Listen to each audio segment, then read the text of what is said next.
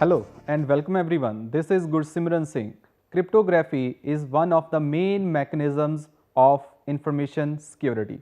Cryptography can be of two types, symmetric and asymmetric key cryptography. Symmetric cryptography uses one key for both encryption and decryption. Asymmetric cryptography uses two different keys.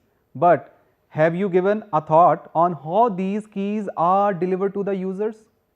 So, the key delivery or key distribution is the main topic of this session. We basically divided this topic into two sessions. In this session, we will discuss the key distribution in symmetric key cryptography. So, the main objectives of this session is to discuss 1. Key distribution in symmetric cryptography, number 2. Key distribution scenario, number 3. A transparent key control scheme, and number 4. Decentralized key control. So, let us start our discussion with concept of the key distribution. In symmetric encryption, sender and receiver use the same key to encrypt and decrypt the data. In order to make it work, two parties, that are sender and receiver, have to exchange the key, and that key must be protected from access by others. Furthermore, frequent key changes are usually desirable to limit the amount of data compromised if an attacker learns the key. Therefore, the strength of any cryptographic system rests with the key distribution techniques, a term that refers to the means of delivering a key to two parties. We wish to exchange data without allowing others to see the key for two users A and B. Key distribution can be achieved in number of ways, as you can observe on the screen. Number 1, A can select a key and physically deliver it to the B. Number 2, a third party can select the key and physically deliver it to the A and B. Number 3, if A and B have previously and recently used a key, one party can transmit the new key to the other, encrypted using the old key. Number 4, if A and B each has an encrypted connection to a third party C, C can deliver a key on the encrypted links to A and B. Now, options 1 and 2 call for manual delivery of a key. For link encryption, this is reasonable requirement because each link encryption device is going to be exchanging data only with its partner on the other end of the link. However, the end-to-end encryption manually delivers is bit awkward. In a distributed system, any given host may need to engage in exchanges with many other hosts and terminals over time. Thus, each device needs a number of keys supplied dynamically.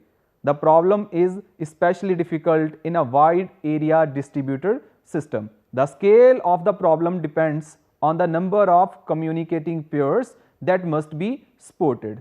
If end-to-end encryption is done at a network or on IP level, the key is needed for each pair of hosts on the network that wish to communicate.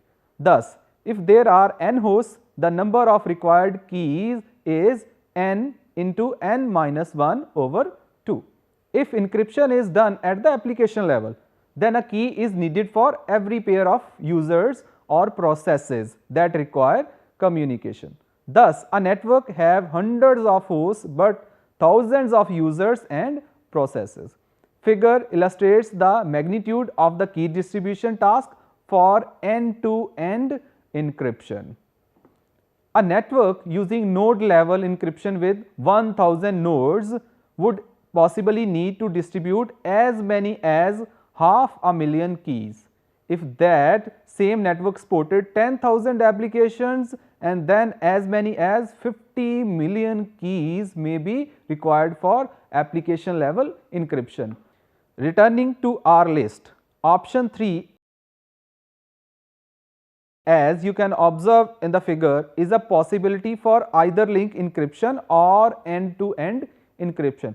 But if an attacker ever succeeds in gaining access to one key, then all subsequent keys will be revealed.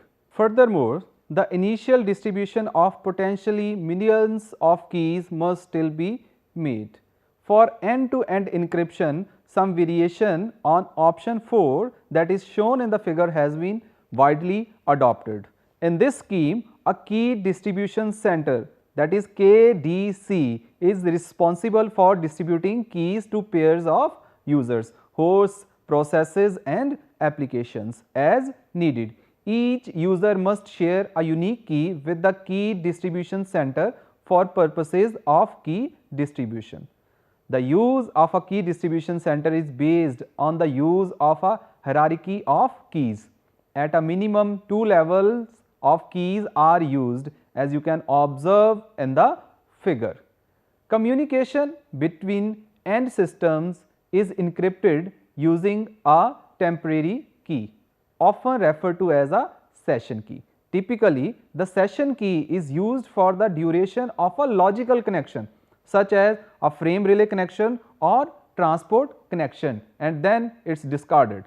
Each session key is obtained from the key distribution center over the same networking facilities used for end user communication. Accordingly, session keys are transmitted in encrypted form using a master key that is shared by the key distribution center and an end system or a user.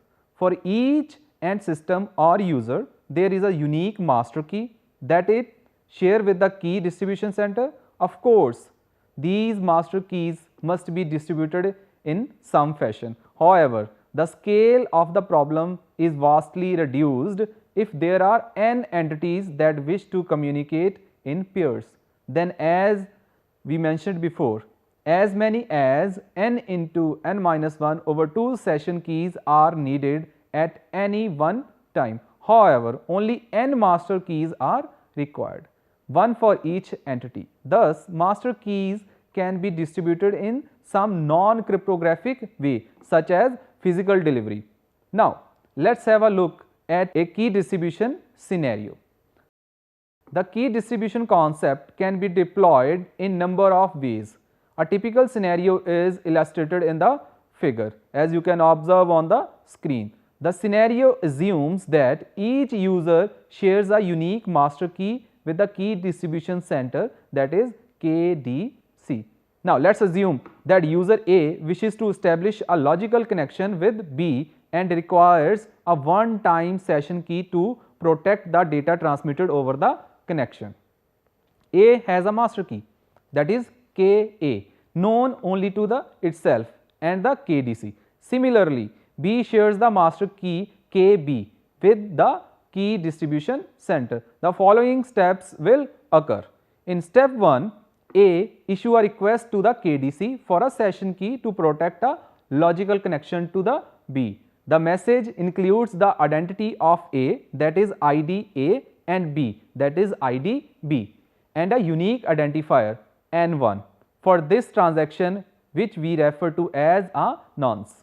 The nonce may be a timestamp, a counter, or a random number. The minimum requirement is that it differs with each request. Also, to prevent masquerade, it should be difficult for an opponent to guess the nonce.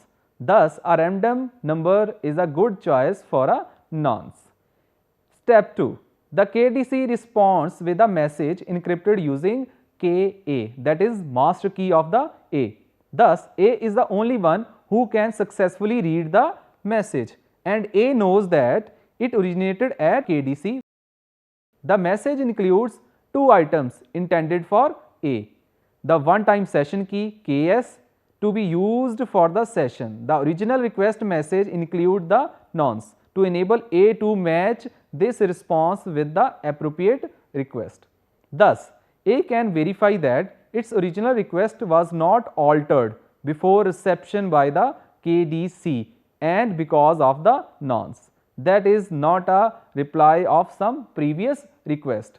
In addition, the message includes two items intended for the B: the one-time session key KS to be used for the session and identifier of A. For example, it can be the network address of the A, that is ID A. These last two items are encrypted with KB, the master key that KDC shares with the B. They are to be sent to B to establish the connection and proves A's identity. In step 3, A stores the session key for use in upcoming sessions and forward to B the information that originated at the KDC for B, namely encryption of KB, KS and ID A, because this information is encrypted with KB, the master key of the B. It is protected from eavesdropping. B now knows the session key, that is KS, knows that the other party is A from the ID of A, that is ID A, and knows that the information originated at KDC because it is encrypted using the master key of the B. At this point, a session key has been securely delivered to A and B, and they may begin their protected exchange. However, two additional steps are desirable. In step 4, using the newly minted session key for encryption, B sends a nonce N2 to user A. In step 5, also using KS, A responds with N2, where F is function that performs some transformation on N2, for example adding 1. These steps assures B that the original message is received, was not a reply. Note that the actual key distribution involves only steps 1 through 3, but that step 4 and 5 as well as 3 perform an authentication function. Now, let us discuss hierarchical key control. It is not necessary to limit the key distribution function to a single KDC, that is key distribution center. Intended for a large network, it may not be practical to do so. As an alternative, a hierarchy of KDCs can be established. For example, there can be local KDCs, each responsible for a small domain of the overall internetwork, such as a single LAN or a single building. For communication among entities within the same local domain, the local KDC is responsible for key distribution. If two entities in different domain desires a shared key, then the corresponding local KDCs can communicate through a global KDC. In this case, any one of 3 KDCs involved can actually select the key. The hierarchical concept can be extended to 3 or even more layers depending upon the size of the user population and the geographic scope of the internetwork. A hierarchical scheme minimizes the effort involved in master key distribution because most master keys are those shared by a local KDC with its local entities. Furthermore, such a scheme limits the damage of a faulty or subverted KDS to its local area only. Session key lifetime. The more frequently session keys are exchanged, the more secure they are because the opponent has less ciphertext to work with for any given session key. On the other hand, the distribution of session keys delays the start of any exchange and places a burden on network capacity. A security manager must try to balance these competing considerations in determining the lifetime of a particular session key. For connection-oriented protocols, one obvious choice is to use the same session key for the length of time that the connection is open. Using a new session key for each new session, if a logical connection has a very long lifetime, then it would be prudent to change the session key periodically. Perhaps every time the PDU, that is protocol data unit, sequence number cycles for a connectionless protocol such as a transaction oriented protocol, there is no explicit connection initiation or termination. Thus, it is not obvious how often one needs to change the session key. The most secure approach is to use a new session key for each exchange. However, this negates one of the principal benefits of connectionless protocol, which is minimum overhead and delay for each transaction. A better strategy is to use a given session key for a certain fixed period only or for a certain number of transactions. Now, let's have a look at transparent key control scheme. The scheme as shown in the figure is useful for providing end-to-end encryption at a network or transport level in a way that is transparent to the end users. The approach assumes that communication makes use of a connection-oriented end-to-end protocol such as TCP. The noteworthy element of this approach is a session security module, that is SSM, which may consist of functionality at one protocol layer that performs end-to-end encryption and obtains session keys on behalf of its host or terminals. The steps involved in establishing a connection are shown in the figure. When one host wishes to set up a connection to the another host, it transmits a connection request packet, that is step 1. The SSM saves the packet and applies to the KDC for permission to establish the connection, that is step 2.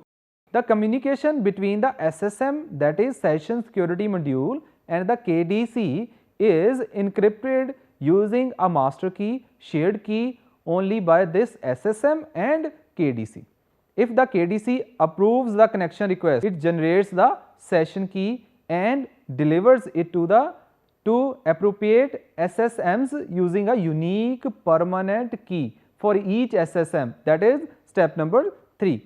The requesting SSM can now release the connection request packet, and a connection is set up between the two end systems as shown in step 4. All user data exchanged between the two end systems are encrypted by their respective SSMs using the one-time session key. The automated key distribution approach provides the flexibility and dynamic characteristics needed to allow a number of terminal users to access a number of hosts and for the hosts to exchange data with each other. Now, let's discuss decentralized key control.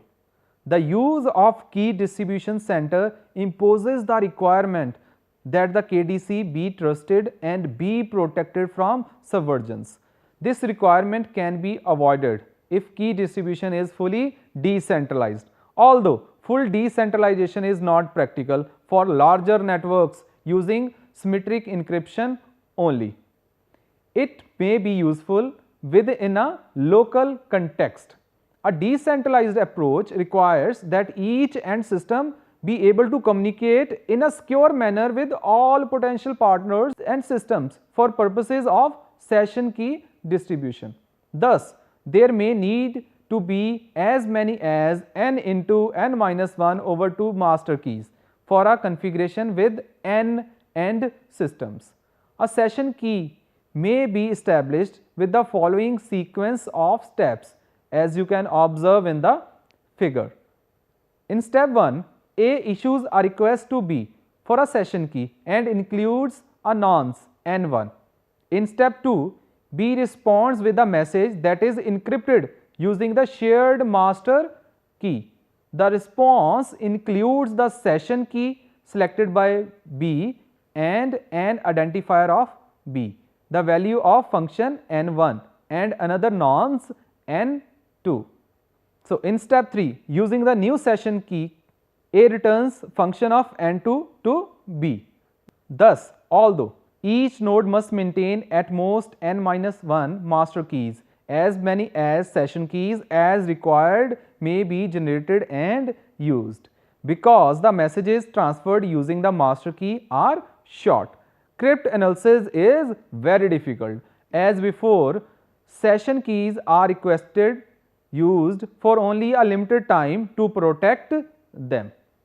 Now, controlling key usage. The concept of key hierarchy and the use of automated key distribution techniques greatly reduce the number of keys that must be manually managed and distributed. It may also be desirable to impose some control on the way in which automatically distributed keys are used. For example, in addition to separating master keys from session keys, we may wish to define different types of session keys on the basis of use, such as number 1, data encryption key for general communication across a network.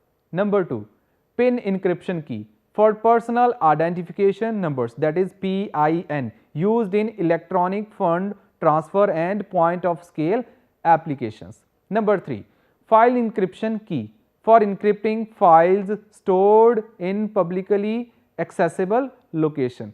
To illustrate the value of separating keys by type, consider the risk that a master key is important as data encryption key into a device.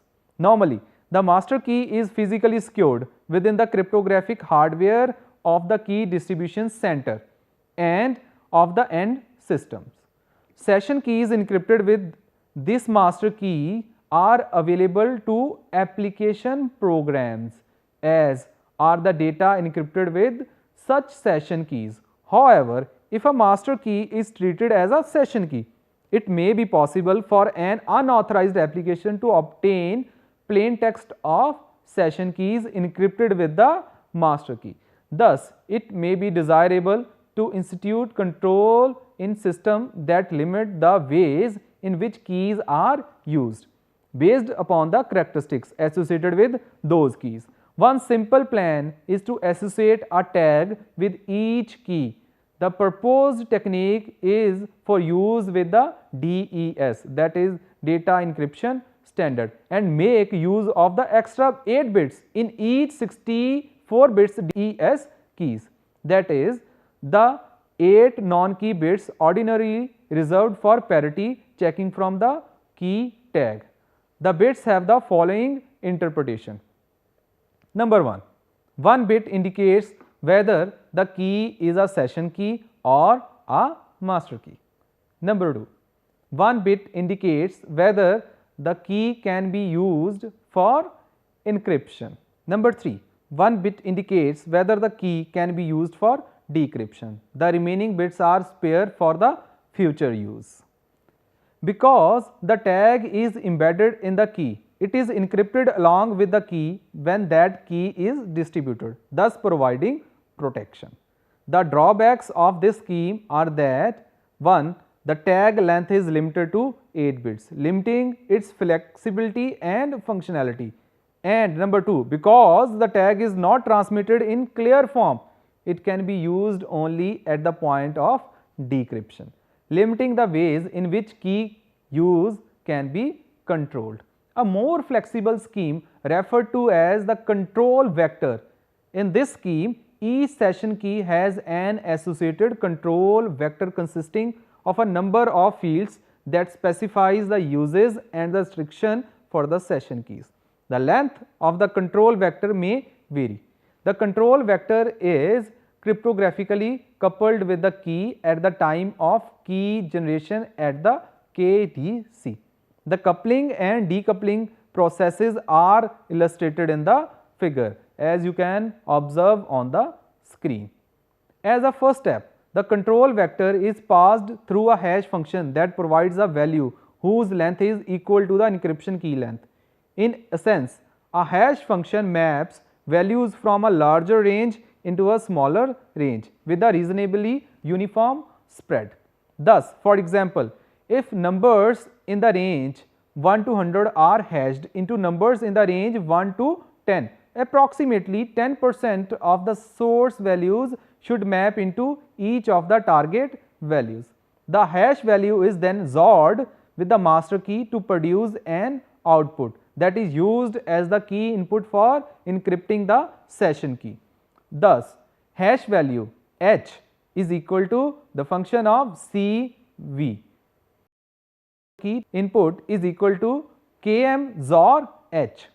Ciphertext is equal to encryption of km XOR h and ks, where km is the master key and ks is the session key.